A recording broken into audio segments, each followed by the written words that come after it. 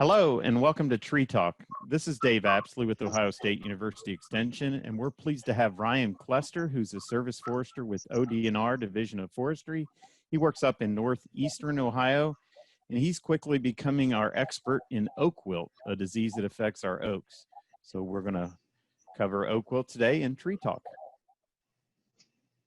Hey, thanks, Dave. Yeah, I've been seeing quite a bit of oak wilt over the last few years of being up in these northeast counties here, and I've particularly been seeing quite a bit in Columbiana County in the southwest corner by Highlandtown Wildlife Area, Yellow Creek area, south of Lisbon, Ohio.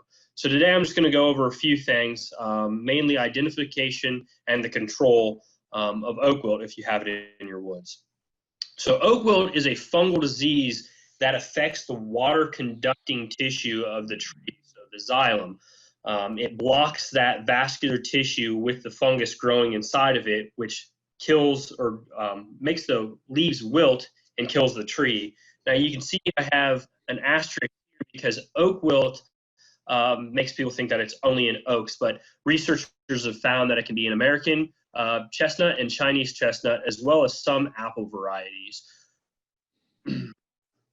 So the main host species in our area is going to be the red oak subgroup. So if you think northern red oak, black oak, scarlet oak, pin oak, those trees are going to get it and they're going to die fairly quick. So from transmission to death is about 6 weeks in the red oak group. Now the Chinese chestnuts appear to die just as quick as the red oak group. So when I see it in Carroll County, there's a large plantation or orchard of Chinese chestnuts, about 80 acres down there. And as soon as they get it, they're dead within the same period of time. Now, the white oak group is less susceptible, and it can take several years to kill those trees. So less than that 6 week period. It can take up to 5 years to kill them, or that tree can fully recover. But in that white oak group, you have the bur oak group, and they have been more susceptible to the disease. So if it's in your bur oaks, you might want to get on it a little quicker. So the disease cycle. So how the disease travels, it can happen through spore mats. So a red oak, once it's killed this July, can get a spore mat or a pressure pad that grows in between the growth rings of the tree and the bark, and it makes the bark crack. And this emits a really sweet smell. Some people say it smells like juicy fruit. Some people say it smells like an overly ripe banana. And this beetle called the Nidatula beetle acts as a vector. It can move it from a diseased tree to a non-diseased tree. So it feeds on that sweet-smelling pressure pad, and then if a wound happens in a tree nearby within 600 meters, that insect can then travel to that wound as long as it's down to that xylem layer, that water-conducting vascular tissue layer, and introduce it in there by feeding on the sap and bringing the spores in. So once it's there, it'll create a disease center where it can then be moved around underground through root grafts. So root grafts. So red oaks will commonly graft to other red oaks, and white oaks will commonly graft to other white oaks. And so what happens is, as those roots are growing underground, there's going to be pressure and friction with those roots, and they'll be able to graft together. Now, in times of stress, they can send each other nutrients, but they can also send each other diseases. So this disease really spreads underground mainly through these root grafts.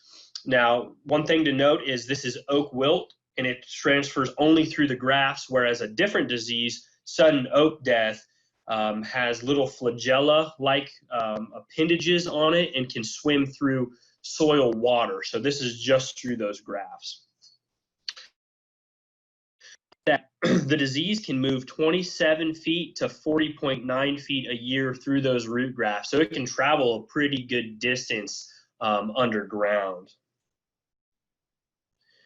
So the disease kills the tree, like I said earlier, by the fungus growing in that xylem or water conducting tissue. And once that happens, the water can no longer get from the root system up to the leaves. The tree wilts and dies and doesn't recover. Now, if you see in this picture over here on the left-hand side of the screen, this is a cross-section of bur oak branches that I took these pictures up at the University of Minnesota last summer when I went up to learn about oak wilt. And you can see there are these black dots in that xylem layer all throughout this. So that's where that fungus is actually growing and can kill the tree. But one thing to note is that a lot of these branches, there's more wood being put on after. So it was able to wall out some of the oak wilt, but later succumb to the disease. So if you look on this picture over here, this one, it's even further out over here, and it looks like it happened 2 different years in a row, or 2 different years that it had gotten that oak wilt and died. So that's how the disease moves through the tree and it kills it. So to identify oak wilt in red oaks or white oaks in our area, you're going to see symptoms occurring in mid-June and last into late September. One thing I get is a lot of calls in April, end of April, beginning of May, people thinking they're seeing something on their oaks. This year especially, I got a bunch of phone calls, and it was actually anthracnose that early on. Usually you wouldn't see oak wilt. You're going to see it, like I said, in mid-June and into late September. You're going to see trees starting to get it. Symptoms usually start from the top of the tree, and they work their way down, and they start from the outside of the crown, and they work their way in. And these symptoms begin with the leaves browning or bronzing up at the top. And then you'll get a lot of leaf drop within the first couple of weeks, and it'll be almost completely defoliated within 6 weeks of transmission. So if you're walking in your woods in mid-June through September and you're seeing oaks defoliated, you're seeing a bunch of leaves on the ground, it's not a good sign. And so one thing you're going to notice is this picture in the top right corner of this group of pictures is what it typically looks like on oak wilt. That leaf is going to start browning or bronzing from the very tips of the lobes and work its way down to that mid vein. And a lot of times you'll see that mid vein still is green right through there. You're not going to see it jumping around. So if you look at the bottom left-hand picture here, you're going to see it solid brown and then green, and there's not going to be a lot of blotching or anything like that throughout that leaf. One thing to know is when you pick up one of those leaves and you feel that brown area on there, it's still going to feel like a live leaf. If you're picking up something like anthracnose or a leaf that has anthracnose in it, it's going to be crunchy. It's going to feel like a leaf that dropped during the fall. These leaves are still going to feel waxy. They're still going to feel like a live leaf, and they're not going to crumple. They also don't shrivel or shrink or start to get shrivelly or anything like that, like anthracnose will do. And you'll also notice in the background of these pictures, there's a lot of leaves dropped. And when you're walking through, then you're obviously going to see dead trees or actively wilting trees in groups. So in this top left-hand picture, these two were very close together, and there was one behind me that was completely defoliated, and then this one down here defoliating by itself. And you'll see these pockets of dead trees as the disease progresses through that disease center. Another thing you can do for identification is, again, if you remember those cross sections I was mentioning earlier, that's one way to look at it and say, okay, there's definitely something going on there. Another way is to take your pocket knife when you're in the woods and grab one of those branches off that tree and scrape back down to the vascular tissue and see if there's any streaking through that. And that's a good indicator there. So this is a picture in the top right-hand corner that I had sent into the Ohio Department of Agriculture last year. And the lady down there took a draw knife and she scraped back to the vascular tissue. And you can see that vascular streaking in there. So that is not anything that's going to be normal in a healthy red oak. The last thing you may notice is that pressure pad or spore mat. This is an old pressure pad at Highlandtown Wildlife Area. It had cracked that bark, and there was definitely that fungus, and you could smell that juicy fruit, overripened banana, what have you, growing on that tree. But that's not something you'll always find. Sometimes they can be at the way top of the tree, or sometimes they can be down closer to you. So in Chinese chestnuts, the symptoms are very similar. It'll be a top-down effect in the canopy, but you're going to have that early leaf drop as well. The only real difference here is if you see this picture over here, the disease starts at the base of the tree and works its way up. And you can see that early leaf drop in these pictures over here. And then if you look at them in the background, you can see from the base working its way up, from the base working its way up. So that's the only real difference. It also travels through the root system just like it would do in the red oaks. So if you look at this Chinese chestnut at the bottom right of this picture, it's completely dead and it died last year. The one in the middle was actively fully defoliating last year. So that's what it'll look like in Chinese chestnuts. So if you find any of that and you're wondering, hey, is this oak wilt? Is it anthracnose? Is it something else? And you definitely want to have it tested, because the only way we can be 100% sure is if we have a spore mat or if we have testing from the lab done. So to get accurate tests, you want to get branches anywhere between a ½ inch in diameter to a full inch in diameter. I usually tell folks, go anywhere between the diameter of your thumb to the diameter of your wrist. Anywhere in between that, you should be fine and should get samples. Err on the side of a little bit larger than having them too small, so they can actually get out oak wilt and get it to culture on a petri dish. You also want to cut those to 8 to 12 inches in length. And you want to have a lot of samples. 8 to 10 samples per tree should be taken. And you want to have them taken from various locations throughout the crown, because it might be in the top right-hand corner of that crown or right-hand section of the crown, but not in the bottom left-hand area of that tree yet. So get a good representation and take them from multiple places in the tree, which this can be a lot harder or easier said than done. And one thing you want to note is testing does cost money, so make sure you get good samples. So when you're taking samples, some of the tools that you can use are pull pruners or loppers. The one thing to note is when you're taking samples, you are creating a wound. So if you're using a pull pruner or loppers, you cannot paint that wound that you just created with a latex-based paint to block any kind of insect coming in there and bringing that disease inside. So if you have someone like an arborist that you work with, you can have them come and gather the samples by climbing the tree, making sure they're not spiking the tree because they're going to be wounding it, but using all the safety equipment and everything to get up into that canopy and do the testing. If you can't do that and you live in a rural area, you might be able to shoot a branch out with a shotgun. We've done that with success, but one thing you need to note is it's going to create a pretty nasty wound, and you can't be as selective as you would unless you're, like Tom Knapp or Annie Oakley, or one of those people that are really good at shooting a shotgun. And that should be one of your last resorts. The final or the last resort would be cutting the tree down, because it's not coming back once you cut it down. And you want to be pretty sure that that's oak wilt in your woods. And you want to make sure that you've taken some kind of chainsaw safety course. I get a lot of people telling me that I've been cutting trees since before I was born, and that may be so, but I see a lot of dangerous stuff happening, and it can just take one bad move with a chainsaw and you can really hurt yourself, like these pictures here of no face cuts and trees barber chairing.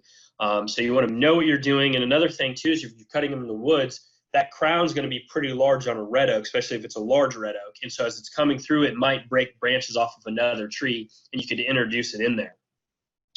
But if you are going to cut it down, you definitely want to spray that tree with a triclopyr product. I would use triclopyr 4 Ultra or Garland 4 Ultra mixed down to 20% with methylated seed oil. That way it kills the root system, because the root systems can live up to 7 years with the disease in them. So once you have your samples taken, you want to place those branches into a box. Again, you just need the branches only. You don't need any leaves. They're only going to be sampling from those branches. And you're going to fill out a general form. You can find this general form by typing in this into your search engine, and it'll pop up. You fill that general form out, and then you place the general form into a plastic bag. And the reason you use a plastic bag is because those branches may start to condensate, which would, make the general form unusable or unreadable. So they need to know where this is coming from and who to send the results to. You want to ship this box using next day shipping, and you also want to do this on a Monday, Tuesday, or Wednesday. That way it gets down there in time for the technicians, the lab techs, to process them or to put them in the refrigerator. Because the disease being, or the oak wilt being a strong pathogen, it kills the tree very quickly. It's a weak fungus, so it can die off from being overheated in a box for too long. And you're going to want to ship those boxes to the C. Wayne Elliott Plant and Pest Diagnostic Clinic. Here's the address. It's in Reynoldsburg. Samples roughly cost around $25 each, so make sure you do have good samples. So if you know that you have oak wilt, it comes back positive, you want to find out how bad it is on your property. And to do that, what I do is I walk transect lines. So I just look up in the air and I walk back and forth systematically, overlapping where I've been to see if I have any defoliation or actively wilting trees. This can take a really long time, but it's really important to figure out how bad it is to get it stopped, because there's going to be different disease centers in any given woods. There can be multiple, there can be one. And when you're going through, you want to record that on a GPS unit so you know, hey, I got them all when I'm marking them for treatment. And then you also want to mark them with ribbons. So, hey, this is the one tree that was actively wilting. That way we can do our treatments off of that tree. You can also utilize drones. We've done this before. The only issue with utilizing drones is that you have line of sight limitations. So when you're in a crowded canopy, you're not going to be able to see it that far. And then there's not that many drone pilots out there that are able to do this. So it is a good tool if you have that as a resource. So for treatments, you want to establish a buffer. And this would be, if you're a landowner doing this yourself, it'd be really great if you could get your service forester, extension forester, or soil and water forester to come out and help you do this. So you want to flag those in on the ground so you know how far out you need to go. And I'll show you guys the charts here in a second. I use the Broon Model, and it's pretty easy once you get the hang of it. So right here we've got it's called the combined DBH model. So we use the different trees, DBHs, and figure out how far we need to go, and based off soil types. So if you see this chart here and you'd utilize this schematic to understand it. So this would be the infected tree here. It's 12 inches in diameter. And then this tree here is 6 inches in diameter. So that would give you an 18-inch combined DBH. So you have to measure the trees outside of it to see how far you go away. And they say that this soil type here is a loamy sand soil type. So you come over and you go over to loamy sand and you drop down to 18. So you have to be at least 27.8 feet away from the 12-inch diameter tree. You can see here that it's 18 feet away. So you're inside of that buffer. So this would be a tree that would ultimately be needing to be treated for oak wilt by killing it and herbiciding the roots to kill off the below ground portion. And so this would be that established buffer for the loamy sand barrier. Now, for a sandy soil barrier, and say this tree here, that's the 10-inch tree, tree A, it'd be 22 inches combined. So we'd add this diameter with the 12-inch diameter of the infected tree, and we'd go over to sandy soil barrier in 22. So it's 42.7 feet away. And we can see that it's actually 38 feet here on the ground. So it's within that buffer. Right here would be our buffer. That tree would also have to go in order to prevent the spread. Because if you recall from earlier, I said researchers have found that disease can move between 27 to 40.9 feet a year through the root system. So that would be within that. So that's how you figure it out, how to do the treatment. So there's different ways to treat. There's the traditional treatment that I was taught when I was in forestry school, and that is to utilize the Broon model here there's two different Broon models. There's the 95% confidence and the 99% confidence. So you would set up two different buffers, an inner buffer with the 95 and an outer buffer with the 99% confidence interval.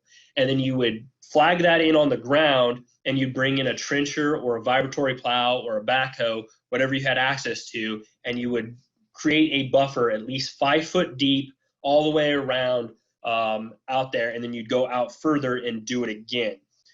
And then I apologize for this hand-drawn picture. I'm not an artist, but these are the dead trees or actively wilting trees here. And then these are the seemingly healthy trees, or the ones that don't have it.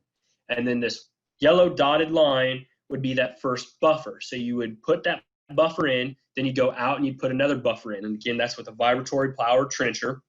And then you would come back and you would do what they call cut to line, where you cut all these trees down and then you would herbicide their stumps and get rid of them. You'd have to either burn them, take the slabs off and burn the slabs, or cover them with a heavy tarp for 1 year, so they stopped from getting those spore mats on them, or didn't stop them, but it wouldn't allow the insects to get there. So I've done this before. It's actually very time intensive with a backhoe. Some places terrain doesn't allow for the equipment to get in there. Think against the Ohio River, think Scioto County, Adams County, up by where I'm at, Jefferson County or Southern Columbiana County by the Ohio River. It's very steep. You can't really get it in there. The terrain won't allow for it. And then here we had a hard time getting down to 5 feet. The top of my breast pocket there is 4.5 feet. And that's about how far we got. And you can see the ground was really covered in shale. So we've done this before. We did it on a 10th acre. I did it with one of my buddies over at his place. And it took me, him, and his dad, who's an experienced equipment operator, 8 hours to do the ditch, or the trenching rather. And then it took us, time for felling all the trees within those buffers and then getting rid of them. So as I mentioned before, red oaks definitely should have the bark removed. It should either be burned or covered with heavy plastic for at least 1 year, unless you have an outdoor wood burner or are able to burn green wood. Because then there's that risk of that spore mat being there and the bug moving it and creating a new disease center. So we isolated the tops inside of that. And then when we were outside the fire burn ban season, we burnt those to make sure that there would be no spore mats occurring. So the vibratory plow, a lot of times done in urban areas or done where you can get the equipment, and the equipment's very expensive. This dozer and vibratory plow was over $200,000 to get. It made pretty quick work, but the soils where I took this picture were really deep, sandy soils up in Minnesota, so they really didn't have that much time in it. It was only one tree as well, so they didn't have to go out too far, and they treated 2 buffers within an hour and a half. But then they obviously had to go back and cut everything to the line. So a different way of management is the Menominee Tribal Enterprises up in Wisconsin have been doing it without a vibratory plow or backhoe, because they have 200,000 acres and they don't have the capabilities of bringing that piece of equipment in everywhere. So what they do is they do a sanitation harvest, but before they do that, they still establish the buffers. They use the 99% confidence interval Broon model. And then once those buffers are established, every single red oak inside of that buffer gets double girdled above the root flares and is sprayed with a 20% mix of Garland 4 Ultra and basil oil or methylated seed oil. And the reason you do that, because the aerial portion of the tree will die within 6 weeks, but they found that the root system of those trees can live for up to 7 years with the disease in the roots. And then if a tree grafts to that within that period, it can push it to a healthy tree. So you could have done a lot of work and really kind of shot yourself in the foot and not finished the job by spraying it. So that's what they do, and they've had really good success over the years. They wait at least 3 weeks before cutting the tree down. One thing that they have that not everybody has the access to is they own 3 sawmills on the property. So they bring in loggers and then they cut it for them and they bring them to their own mill. So if you're going to do it this way, definitely hire a consulting forester, bring in your service forester for help, and establish those buffers, spray them. But you also want to make those buyers aware that they're buying red oak with oak wilt and that those trees are going to be girdled. The reason you let them know is so they know to slab those trees and burn them as soon as possible. That way, when spring rolls around, there's not logs laying there getting those spore mats and creating a new disease center right outside of their sawmill. It definitely wouldn't be good, and I think landowners in the area would be pretty upset with the sawmills. So this is what it looks like, double girdled again above the root flare, and then they spray it with Garland 4 Ultra with a backpack sprayer with a dye in it so you know where you've been. And one thing to note is you want to get those healthy trees first, work your way into those diseased trees, work all the way around, and then work into that section. So there's some other things going on too, different management. There's a root rupture method that's happened on the Nicollet National Forest in Wisconsin. We stopped and saw that last year up by the Menominee. What they're doing is they're establishing that buffer. Everything is being cut, and then they're bringing an excavator in with a hook instead of a bucket and popping the roots up and being flipped upside down in those holes. And that's in their timber sale contract. I don't think they're making a whole lot of money because then they have to bring back equipment in and do it. But they are having some good results there. There's the cut to line. There's tons of different people doing that. That's establishing those buffers, cutting everything in there. Then I would recommend spraying with herbicide. Rapid response is if you have a single tree, say this tree here is wilting, and you know it was only because it was above ground transmission, you caught it early. It's just a few leaves are wilting. The whole thing's not browned up yet. You can girdle it and spray it with herbicide, and that should kill that tree off. I've done it on my own property up in Mahoning County that my wife and I own, and I was just back there last night, and I didn't see any more trees wilting. It's only been a year, but I think I got to it soon enough. Another thing that you can do is if you have a red oak in your front yard and your neighbor has oak wilt, and your red oak is non-symptomatic, meaning there's nothing going on with that tree, you can treat it with a fungicide. The fungicide is Alamo is the name brand, and it lasts from anywhere between 9 months to a year and a half in the tree, and it'll stop it from coming in there. One thing I can not stress enough is that it has to be a non-symptomatic tree for it to work. It's not a triage in red oaks. They say you can triage in white oaks, but I haven't had that much experience with it. One thing that the Department of Natural Resources in Wisconsin are doing, they have harvest restrictions and pruning restrictions during the growing season. This is big. If you have oak wilt in your woods or in your neighbor's woods, you don't want to be harvesting during the growing season. Wisconsin has a set of dates that they go by, whereas the Menominee Tribal Enterprises has growing degree days, which will change depending on the temperatures that year. I also wouldn't prune my oaks during the growing season at all, which is harder said than done.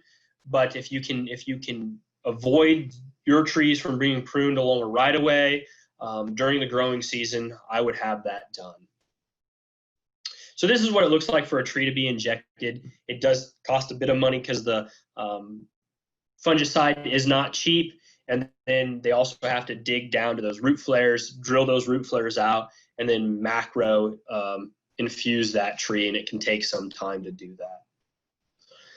So some other diseases look very similar to oak wilt: bacterial leaf scorch, anthracnose, bur oak blight, Tabacia leaf spot, and lace bug feeding. So this is lace bug feeding here. This is bur oak blight. It looks a lot like it to me. Anthracnose, I can see how people can confuse it as such, but again, that's pretty, the leaves crumble and curl, and then there's Tabacia leaf spot, which confuses some folks. So if you think you have oak wilt in your woods, it's going to be usually visible between mid-June through September. If you're not sure, make sure you have samples tested. Call your local service forester, extension forester, and they can help you do that, or talk you on to how to do that. And then you determine the extent of the problem, how bad it is in your woods, and then you treat and monitor, and then you continually monitor your woods, because if it was in your woods once, there's a likelihood of it getting in there again if it's on your neighbor's property, and then you could rapid response it. So if you guys have any questions, my work email is Ryan, RYAN, .Clester, CLESTER, @dnr.state.oh.us. Here's some resources here. The U.S. Forest Service has a lot of great publications, and this one shows several different oak diseases. Great one from the Canadian Plant and Health. It's a really down and dirty, simple guide on if you have it or what it looks like. There's the one from the Great Lakes states like Wisconsin and Minnesota have it together. This is a really good resource here. And then the last one is how to get that general. And here are just a few of the things that I cited for this talk. Again, we'd like to thank Ryan for all his work with Oak Wilt. If you want more information about Tree Talk and the programming that we're doing in forestry in Southeast Ohio, the link is available. You'll see it below on the screen. And also check out our Tree ID videos that are found there too. Thanks and have a great day.